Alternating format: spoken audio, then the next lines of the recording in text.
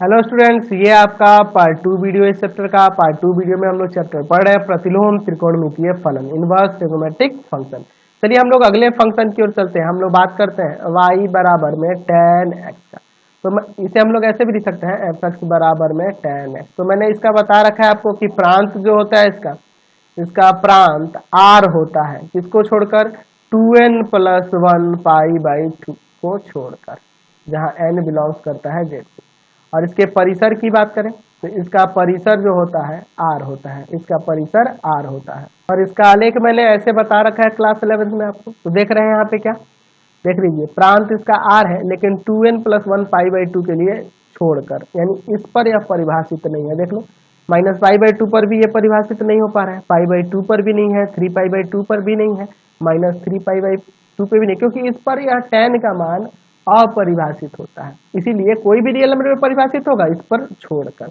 और इसका परिसर r है। देख लो, इधर प्लस इंफिनिटी की तरफ बढ़ा है और इधर माइनस इंफिनिटी की तरफ बढ़ते जा रहा है। ठीक है, तो यह फंक्शन की बात करें तो यहाँ भी हम लोग अलग अलग इंटरवल ले सकते हैं जिस पर यह 1 1 2 हो जाए। अगर मैं माइनस पाई/2 से पाई/2 लूँ तो देख लो, माइनस पाई/2 से पाई/2 के बीच, देखिए ये खुला अंतराल है और खुला अंतराल का मतलब होता है उसके बीच, यानी इस पर नहीं, इसके बीच। तो इसके बीच पर देख लो, आप कहीं भी लो, x का कोई भी मान लो, उसके आपके इमेज डिफरेंट आएंगे। x के अलग अलग एलिमेंट के लिए y के अलग अलग इमेज आ रहे हैं। ठीक है, y में अलग अलग उसके इमेज मिलते जा रहे हैं और हर एक इमेज का प्री इमेज भी इसमें यूनिक रूप से हो रहा है। तो इस इंटरवल में यह फंक्शन जो होगा 1 1 और 2 हो जाएगा। उसी तरह से बहुत सारे इंटरवल हो सकते हैं इसमें। पाई/2 से हम लोग 3 पाई/2 के भी बीच देख सकते हैं, माइनस 3 पाई/2 से माइनस पाई/2 के भी बीच देख सकते हैं। ऐसे बहुत सारे इंटरवल मिल जाएंगे जिसके लिए यह फंक्शन 1 1 और 2 हो जाएगा। लेकिन हमें इसमें जो y एक्स के जो नियरेस्ट होंगे वही वाले इंटरवल को हमें लेना होगा, जो कि आपका मुख्य शाखा मान कहलाएगा उस प्रतिलोम त्रिकोणमितीय फलन के लिए। यानी कि अगर मैं यहाँ पे y बराबर में sin x, y बराबर में tan x इस फंक्शन की बात करूँ, तो y बराबर में tan x इस फंक्शन की बात करूँ, अगर मैं इसका प्रांत जो है माइनस पाई/2 से पाई/2 के बीच ले लूँ और इसका परिसर जो है, परिसर वह r ही रहने दूँ, तो यह फंक्शन जो देख रहे हैं y बराबर में tan x is 1 1 and 2, 1 1 and 2 हो जाएगा। यह फंक्शन 1 1 and 2 हो जाएगा। और जब यह 1 1 and 2 हो गया तो इन्वर्टिबल कहलाएगा। Hence the function is the function is the function is invertible. और जब फंक्शन इन्वर्टिबल हो गया तब इसका इन्वर्स हम लोग निकाल सकते हैं आसानी से। तो अगर मैं इसके आलेख की बात करूं, इस प्रांत के लिए tan x का आलेख, तो क्या हो जाएगा, आपको कुछ नहीं करना है, यह इधर से हट जाएगा, यह इधर से हट जाएगा, बस यहीं से यहीं तक दर्शा देंगे। तो उसको हम लोग दर्शा देते हैं पहले, यानी कुछ इस तरह से हो जाएगा। देखो, माइनस पाई/2 से पाई/2 के भी यह इसका परिसर जो है r है। तो अगर मैं इसके इन्वर्टिबल फंक्शन की बात करूं तो इसका इन्वर्टिबल फंक्शन हम लोग ऐसे लिख सकते हैं, y बराबर में tan इनवर्स x, ठीक है, या f(x) बराबर में tan इनवर्स x। अच्छा, यहाँ पर जो फंक्शन f(x) बराबर में tan इनवर्स x लिखा है, इसका प्रांत क्या हो जाएगा, तो इसका प्रांत जो होगा r हो जाएगा। और परिसर की बात करें तो परिसर यह हो जाएगा माइनस पाई/2 से पाई/2। आपको पता है ना कि अगर उसका कोई इन्वर्टिबल फंक्शन हो जा रहा है तो वह उसका डोमेन उसका रेंज बन जाता है, और उसका रेंज जो होता है उसका रेंज जो होता है वह उसका डोमेन बन जाता है, इंटरचेंज हो जाता है, ये आपको पता है। और इसका ग्राफ भी बदल जाएगा ना। देखो, ग्राफ आपका इस तरह से बदल गया, इसका देखो प्रांत r हो गया, देखो इधर माइनस इंफिनिटी तक, इधर प्लस इंफिनिटी तक। और परिसर की बात करें तो माइनस पाई/2 से पाई/2, ये इस तरह से था या इस तरह से, समझ गया ना। चलिए, तो हमें ध्यान रखना होगा कि फंक्शन tan x का यह इतना पर माइनस पाई/2 से पाई/2 पर यह 1 1 and 2 हो जा रहा है, इसलिए tan इनवर्स x का जो प्रांत r होगा और परिसर माइनस पाई/2 से पाई/2 होगा। इसे हम लोग मुख्य शाखा मान भी इसे कहते हैं। ठीक है, ये आपको याद रखना। और इसका ग्राफ इस तरह से होगा। चलिए अगला फंक्शन हम लोग देखते हैं। चलिए अगला फंक्शन लेते हैं हम लोग cot x, तो y बराबर में cot x या f(x) बराबर में cot x। चलिए इसके प्रांत की बात करें तो इसका प्रांत लिखते हैं r minus n pi, where n belongs to z। और परिसर की बात करें तो इसका परिसर जो होता है वह r हो जाता है। और इसका ग्राफ कैसे होगा, तो इसका ग्राफ इस तरह से हो जाएगा। देख लो, हर एक आर के लिए डिफाइन है बस एन पाई को छोड़कर। आप देख लो पाई पर भी अपरिभाषित है, 0 पर भी अपरिभाषित है, माइनस पाई पर भी अपरिभाषित हो रहा है। ठीक है, तो इसीलिए r माइनस एन पाई को छोड़कर, और इसका परिसर r हो जाएगा। देख लो इन्फिनिटी तक, माइनस इन्फिनिटी तक भी और प्लस इन्फिनिटी तक में बढ़ते जा रहा है। तो अगर मैं यहाँ पे इसके 1 1 और 2 होने के लिए बात करूं तो यहाँ पे बहुत सारे हमें इंटरवल मिल जाएंगे। 0 से पाई के बीच हो जाएगा, है ना, पाई से 2 पाई के बीच हो जाएगा, है ना, उसी तरह से माइनस पाई से 0 के बीच हो जाएगा। इन सारे इंटरवल के बीच यह फंक्शन 1 1 और 2 हो जाएगा। पता ही है क्यों? क्योंकि x के डिफरेंट डिफरेंट वैल्यू के लिए y के भी डिफरेंट डिफरेंट वैल्यू हमें मिलते जाएंगे। x के डिफरेंट डिफरेंट वैल्यू के लिए y के डिफरेंट डिफरेंट वैल्यू मिलते जा रहे हैं। देख रहे हैं ना, y के डिफरेंट डिफरेंट वैल्यू मिलते जा रहा है। समझ रहे ना बात को? तो y के इस तरह से डिफरेंट डिफरेंट वैल्यू मिलते जा रहे हैं और हर एक y के वैल्यू के लिए उसका प्री इमेज जो है x में मिल जा रहा है। दैट मीन्स यहाँ पे इन सभी इंटरवल के लिए यह फंक्शन 1 1 और 2 हो जाएगा। तो हमें लेना होगा 0 से पाई ना, क्योंकि जो ये y x के नियरेस्ट है।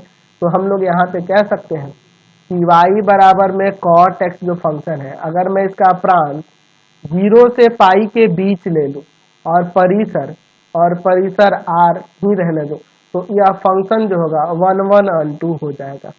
यहाँ पे y बराबर cot x इज 1 1 और 2, 1 1 और 2, यह फंक्शन 1 1 और 2 हो जाएगा। यानी जब 1 1 और 2 हो गया तो इन्वर्टिबल हो गया, hence the function is invertible. The function is invertible, invertible होगा, इन्वर्टिबल होगा। और जब फंक्शन इन्वर्टिबल हो गया, जब इन्वर्टिबल हो गया तो हम लोग इसका इन्वर्स आसानी से निकाल सकते हैं। तो पहले इसका आलेख देख लेते हैं। इसका आलेख में कोई खास नहीं है, इसके इधर हटा देना है, यही हो जाएगा। अगर मैं यहाँ पे ऐसे ही सिंपली इसको यहाँ से हटा दूं इस तरह से, यही आपका आलेख हो गया। इसको थोड़ा सा बढ़ा देंगे, इसको थोड़ा सा बढ़ा देंगे इस तरह से, ठीक है। तो यह आपका किसका आलेख हो गया? y बराबर में cot x का 0 से पाई के बीच। देख रहे हैं ना, 0 से पाई के बीच। क्लियर है, कोई दिक्कत नहीं है। अच्छा, अगर मैं इसके इन्वर्टिबल होने के बाद इन्वर्स फंक्शन की बात करूं तो वह y बराबर cot इनवर्स x लिखा जा सकता है और इसका प्रांत जो हो जाएगा वह r हो जाएगा और परिसर जो हो जाएगा, परिसर वह क्या हो जाएगा? 0 से पाई के बीच हो जाएगा, 0 से पाई के बीच हो जाएगा, यही ना होगा आपका। तो चलो इसका आलेख भी दर्शा देते हैं। तो आलेख आपका इस तरह से हो जाएगा, देख रहे हैं ना आलेख? यहाँ पे देखो इसका प्रांत r हो जा रहा है, देख लो माइनस इन्फिनिटी से प्लस इन्फिनिटी तक, और परिसर जो है 0 to पाई हो जा रहा है। देख रहे हैं? तो ये तो आपको याद रखना होगा कि cot इनवर्स x का प्रांत r होता है और परिसर 0 to पाई, या फिर ये प्रधान मान भी इसका कहलाता है, प्रधान मान, ठीक है। प्रिंसिपल ब्रांच वैल्यू से हम लोग कहते हैं, प्रधान शाखा मान। चलिए अगला ट्रिग्नोमेट्रिक फंक्शन लेते हैं, अगला लेते हैं 5 नंबर ना। चलिए 5 नंबर लेते हैं हम लोग, y बराबर में sec x की बारे में बात करें। तो मैंने इसका बता रखा है कि प्रांत जो होता है, इसका प्रांत r होता है, किसको छोड़कर? तो 2n + 1 पाई बाई 2 को छोड़कर, जहाँ n बिलोंग्स टू गेट। और परिसर की बात करें तो इसका परिसर भी r होता है, -1 से 1 के बीच का छोड़कर। और इसका ग्राफ की बात करें तो इसका ग्राफ इस तरह से हो जाएगा sec x का। देख लो, यहाँ देखो 2n + 1 पाई बाई 2 पर, यहाँ देखो -पाई/2 पर, पाई/2 पर, 3पाई/2 पर, इन सब पे अपरिभाषित दिख रहा है। चलिए, तो अगर मैं इस फंक्शन की बात करूं तो यह फंक्शन आपका 1 1 और 2 तो नहीं है। तो पहले 1 1 और 2 दिखाने के लिए हमें कुछ इंटरवल लेने होंगे। तो मैं यहाँ पर इंटरवल की बात करता हूँ। अगर मैं यहाँ 0 से पाई के बीच में देखो, 0 से पाई तक जाऊं, 0 से पाई तक में देखो, 0 से पाई तक में देखो, 0 से पाई तक में देखो, लेकिन किसको छोड़कर? पाई/2 को छोड़कर, ठीक है, ध्यान रहे, पाई/2 को छोड़कर, क्योंकि इस पर यह अपरिभाषित होता है। तो इस इंटरवल में देख लेंगे इस तरह से। यहाँ से और भी बहुत सारे इंटरवल लेंगे, लेकिन हमें यही लेना होगा प्रिंसिपल वैल्यू ब्रांच के लिए। चलिए, तो यहाँ पे देखिए, यहाँ से इसके बीच में देख रहे हैं हर एक एलिमेंट के डिफरेंट डिफरेंट इमेज हो रहा है, हर एक एलिमेंट के, यानी 0 से पाई के बीच में। यहाँ देखो, यह 1 1 और 2 हो जाएगा। तो यहाँ लिख सकते हैं कि y बराबर में sec x जो फंक्शन दिया है, अगर मैं इसका प्रांत, अगर मैं प्रांत इसका ले लूं, इसका प्रांत ले लूं यहाँ पे 0 to पाई, लेकिन किसको छोड़कर? पाई/2 को छोड़कर, पाई/2 को छोड़कर। तो इसका परिसर, इसका परिसर, इसका परिसर r ही होगा, किसको छोड़कर? जीरो से 1 से -1 तक को छोड़कर, -1 से 1 तक को छोड़कर, यही ना। चलिए तो इस पर यह फंक्शन y बराबर सेक एक्स जो है ना, y बराबर सेक एक्स क्या हो जाएगा, इज 1 1 अनटू 1 1 अनटू, यह 1 1 अनटू हो गया। देयरफॉर यहाँ कह सकते हैं कि y बराबर सेक एक्स जो है is invertible function, invertible function, यह आपका इनवर्टिबल फंक्शन हो गया। जब इनवर्टिबल फंक्शन हो गया, अच्छा अब अगर इसके ग्राफ की बात करेंगे तो आपको करना क्या होगा, इसी ग्राफ में बस थोड़ा सा हमें क्या करना होगा, इसके इधर का हटा देना होगा, यह हटा देना होगा, ठीक है, और इसके इधर हटा देना होगा, यही हो जाएगा अब इसका आलेख, है ना जी, यह आपका इसका आलेख हो जाएगा।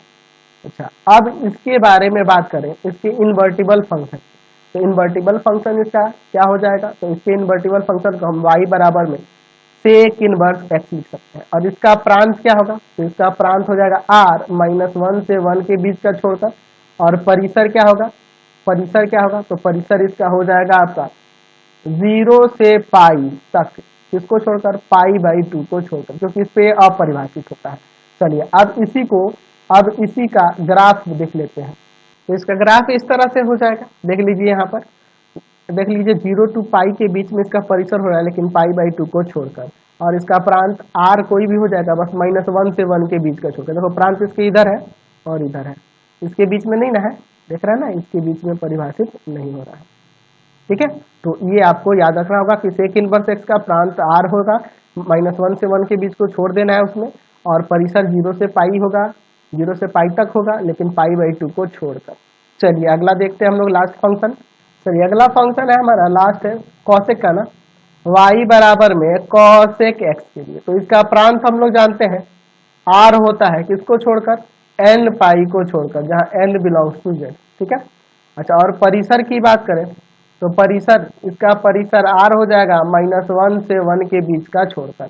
इसका ग्राफ मैंने आपको 11th में बता रखा है, इस तरह से इसका ग्राफ हो जाएगा, देख लो इसका प्रांत r तो है, लेकिन n पाई को छोड़कर, देख लो 0 पर भी अपरिभाषित है, पाई पर भी है, 2 पाई पर भी है, -पाई पर भी है, -2 पाई है, -2 पाई पर भी अपरिभाषित होगा, इन सब पर यह अपरिभाषित है, देख रहे हैं ना, ये ग्राफ कहीं भी इस पर इंटरसेक्ट नहीं कर रहा है, ठीक है। और इसका परिसर r तो हो जाएगा -1 से 1 के बीच का छोड़कर, -1 से 1 के बीच के छोड़कर, इसके ऊपर इसका परिसर हो रहा है, और नीचे देख रहे हैं ना, इसके बीच में नहीं आएगा। अच्छा अब इसकी फंक्शन के 1 1 अनटू होने के लिए भी एक कंडीशन आ जाएगा, अगर मैं -π/2 से π/2 लूँ, -π/2 से π/2 तक लूँ, ठीक है, यहाँ बंद अंतराल की बात कर रहे हैं, ठीक है, इसके बीच में या -π/2 से π/2 तक लूँ, तो इसके बीच में देख लीजिए यहाँ पर और यहाँ के लिए हर एक वैल्यू के, हर एक एक्स के हर एक वैल्यू के डिफरेंट इमेज मिलते जाएंगे, ठीक है, देख लो कहीं पे भी डिफरेंट इमेज मिलते जाएंगे। दैट मीन्स इस इंटरवल में यह फंक्शन जो होगा 1 1 अनटू हो जाएगा, लेकिन इसमें 0 को छोड़कर, क्योंकि 0 पे अपरिभाषित होगा, है ना। ऐसे ही और भी हो जाएगा, π/2 से 3π/2 भी हो जाएगा, लेकिन उसमें पाई को छोड़ देंगे। आपका यहाँ पर और भी इंटरवल हो सकता है, π/2 से 3π/2, लेकिन इसमें किसको छोड़कर, पाई को छोड़कर, पाई को छोड़कर, इस पाई को छोड़कर, यही ना कह सकते हैं। तो चलिए हम लोग यही ना प्रिंसिपल वैल्यू ब्रांच यही लेंगे, प्रिंसिपल वैल्यू ब्रांच, यानी कि y बराबर में cos x की बात करें तो इसका प्रांत जो हो जाएगा, प्रांत हम लोग किसके लिए लेंगे ताकि 1 1 1 2 हो जाए, तो यहाँ ले लेंगे -π/2 से π/2, किसको छोड़कर, 0 को छोड़कर, और परिसर क्या होगा, परिसर, तो परिसर इसका हो जाएगा आपका r -1 से 1 के बीच का छोड़कर, यही ना होगा। चलिए तो इसके ग्राफ की बात करें तो ग्राफ में करना कुछ खास नहीं है, हमें इसके इधर मिटा देना होगा, ये हटा देना होगा। तो चलिए मैं हटाकर ही दिखाता हूँ, इसका आलेख इस तरह से हो जाएगा, देख लो -π/2 से π/2 तक परिभाषित होगा किस पे, लेकिन 0 को छोड़कर, तो ये इसका प्रांत हो गया, और यह परिसर हो जाएगा r हो जाएगा, लेकिन -1 से +1 के बीच का छोड़कर, ठीक है, -1 से +1 के बीच का छोड़कर इसका परिसर हो जाएगा, ठीक है। तो इस पर यह फंक्शन 1 1 अनटू हो जाएगा, y बराबर cosec x जो है इज 1 1 अनटू, 1 1 अनटू, यह 1 1 अनटू होगा, एक ही अच्छा तक हो जाएगा इस प्रांत के लिए, इस प्रांत के लिए जब यह 1 1 and 2 हो जाएगा यहाँ हेंस y बराबर cos x is invertible. Invertible होगा। इनवर्टिबल किस पर होगा? तो इनवर्टिबल इस अपने प्रांत पे होगा। तो इनवर्टिबल हो गया तो यहाँ पे अगर हम लोग उस इनवर्टिबल फंक्शन की बात करें तो वह cosec इनवर्स x हो जाएगा और इसका प्रांत क्या होगा? तो इसका प्रांत जो होगा वह प्रांत हो जाएगा r -1 से 1 को छोड़कर ये, और परिसर जो होगा परिसर वो भी चेंज हो जाएगा। वह क्या हो जाएगा? -π/2 से π/2, लेकिन किसको छोड़कर? 0 को छोड़कर। अब इसके आलेख की बात करें तो आलेख भी चेंज हो जाएगा। चलिए तो आलेख कुछ इस तरह से होगा, देख लो यहाँ पे इसका प्रांत जो है r हो जाएगा, लेकिन -1 से 1 के बीच का छोड़कर, देख रहे हैं -1 से 1 के बीच का छोड़कर इसका प्रांत हो जाएगा r। चलिए और परिसर -π/2 से π/2 तक, -π/2 से π/2 तक, लेकिन 0 पर अपरिभाषित। देख रहा है ना, ये ग्राफ कभी भी एक्स एक्सिस को टच नहीं करेगा। तो आपको याद रखना होगा कि कॉसेक इनवर्स जो फंक्शन होगा उसका प्रांत r हो जाएगा -1 से 1 का बीच को छोड़कर, और परिसर जो होगा -π/2 से π/2 होगा 0 को छोड़कर। ठीक है, तो अभी तक हमने देखा कि अलग अलग फलनों के प्रांत और परिसर को लेकर हमने हर एक फलन का प्रांत दिखाया, आपको परिसर दिखाया, और साथ ही उस फलन को 1 1 and 2 दर्शाकर उसका इन्वर्टिबल फंक्शन दर्शाया। तो अब हम लोग जो फलन देखे उनका प्रांत परिसर देख ले रहे हैं या मुख्य मान देख रहे हैं। उन सब चीजों को मैं एक जगह लिख के आपको बता देता हूँ। मुख्य शाखा मान, तो ये आपको याद रखना होगा। ठीक है, इसके फलन का प्रांत मुख्य शाखा मान याद रखना होगा किसी इन्वर्टिबल फंक्शन के लिए। जैसे y बराबर में अगर साइन इनवर्स x की बात करूं तो मैंने बता रखा है, आपको साबित भी करा दिया, समझा भी दिया कि इसका प्रांत जो होता है वह -1 से 1 होता है, और परिसर की बात करें या मुख्य शाखा मान की बात करें तो वह -π/2 से π/2 होता है। ठीक है, अगर मैं cos इनवर्स x की बात करूं तो cos इनवर्स x का प्रांत -1 से 1 होता है, और मुख्य शाखा मान जो इसका होगा वह 0 से π तक होता है। फिर अगला फंक्शन अगर मैं बात करूं tan इनवर्स x की, तो tan इनवर्स x का जो प्रांत होगा वह r हो जाएगा, और परिसर के लिए मैंने बता रखा है आपको -π/2 से π/2 के बीच में। अगर मैं अगला फंक्शन ले लूं cot इनवर्स x का, तो cot इनवर्स x का भी प्रांत आपका r होता है, और परिसर जो होता है 0 से π के बीच में, या मुख्य शाखा मान। एक्चुअल में देखो परिसर इसके बहुत सारे हो सकते हैं, क्योंकि ऐसे बहुत सारे इंटरवल हो सकते हैं, इसीलिए हम लोग यहाँ मुख्य शाखा मान के नाम से इसको जानते हैं। ठीक है, प्रिंसिपल ब्रांच वैल्यू के नाम से जानते हैं। ऐसे तो हम लोग परिसर तो अगर बहुत सारे इंटरवल थे उन पे ये 1 1 1 2 हो जा रहा था, तो दैट मीन्स वहां पे भी ये डिफाइन होगा, तो वहां पे भी डिफाइंड होंगे, तो इसलिए यहाँ पे हम लोग वो सब भी ले सकते थे, लेकिन यहाँ पे ये मुख्य शाखा मान के रूप में हम ले रहे हैं। ठीक है, परिसर डिफरेंट भी हो सकता है, ध्यान रखना, क्योंकि इस फंक्शन की बात करें तो फंक्शन अलग अलग इंटरवल के लिए डिफाइन हो रहा था, हम लोग देख चुके हैं। ठीक है, चलिए अगला देखते हैं sec inverse x। Sec inverse x, इसके प्रांत की बात करें r होगा -1 से 1 के बीच का छोड़कर, और परिसर जो होगा आपका 0 से π तक था, लेकिन π/2 को छोड़कर, अच्छा अगला हम लोग लेते हैं कॉसेक इनवर्स x। इसका प्रांत r होगा -1 से 1 के बीच का छोड़कर, और परिसर की बात करें तो -π/2 से π/2 तक, लेकिन 0 को छोड़कर, क्योंकि 0 पर ये अपरिभाषित हो जाते हैं, 0 कभी आएगा ही नहीं। समझ गए ना? तो ये आपको ये सारे टेबल जो मैंने अभी बताया, ये एक चार्ट जो बन गया, इसको आपको याद रखना होगा, जिसका यूज हम लोग आगे एक्सरसाइज में करने वाले हैं, तो ये आपको एकदम याद रखना ही होगा। वैसे अगले एक्सरसाइज में सीधे क्वेश्चन ही है, सीधे एक्सरसाइज आने वाला है, लेकिन मैं सीधे एक्सरसाइज ना बताकर कुछ और प्रॉपर्टीज जो हम लोग फॉर्मूले इस चैप्टर में पढ़ने वाले, उन प्रॉपर्टीज को ही पहले कंप्लीट करा दूंगा। तो अगले नेक्स्ट वीडियो में हम लोग इससे संबंधित इनवर्स ट्रिगोनोमेट्रिक फंक्शन से संबंधित जो प्रॉपर्टीज है जो हमें प्रूव करना है, वो सारे प्रूफ पहले देख लेंगे, फिर हम लोग चैप्टर में आगे बढ़ेंगे। ठीक है, चलिए तो फिलहाल इस वीडियो में इतना ही। नेक्स्ट वीडियो में हम लोग आगे देखेंगे। वीडियो को लाइक शेयर करेंगे। इससे रिलेटेड वीडियो देखने के लिए सीधे डिस्क्रिप्शन में जाएंगे, पूरे बुक का लिंक आपको डिस्क्रिप्शन में मिल जाएगा।